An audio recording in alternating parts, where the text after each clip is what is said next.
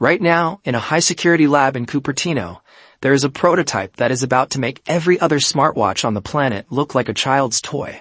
We are talking about the Apple Watch Ultra 4. For the last 3 years, the Ultra has been the king of the mountain. But let's be honest, it's been a bit of a copy-paste job lately. We got a faster chip, a brighter screen, maybe a black titanium finish. But 2026 is the year Apple stops playing safe. If you are an athlete, a tech enthusiast, or just someone who wants the most powerful computer ever strapped to a human wrist, you need to clear your schedule.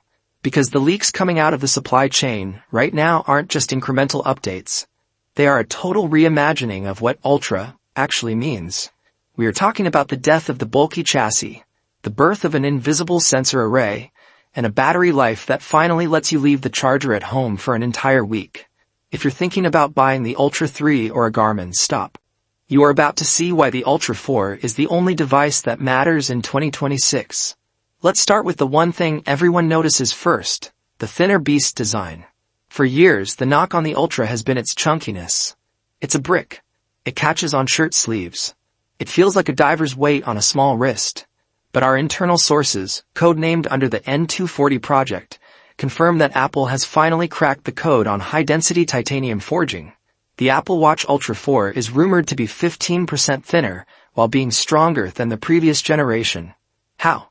By moving to a new titanium polymer hybrid chassis that dissipates heat more efficiently, allowing the internals to be packed tighter than ever before. This isn't just a diet, it's an engineering marvel.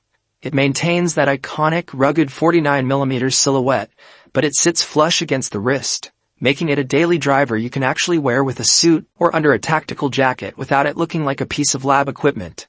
But the design isn't just about aesthetics, it's about the screen. There has been a massive will they, won't they war regarding micro-LED.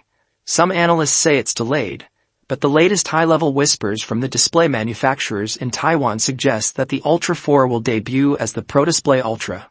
This isn't your standard OLED. We are talking about a peak brightness of 4000 nits. To put that in perspective, that is brighter than most high-end HDR televisions. You could be in the middle of the Sahara Desert at high noon, and this screen will look like it's glowing from within. The contrast is so deep, the black levels so perfect, that the icons will look like they are floating on top of the glass, not behind it. This is the zero-gap display technology that Apple has been patenting for years, and it finally makes its debut here.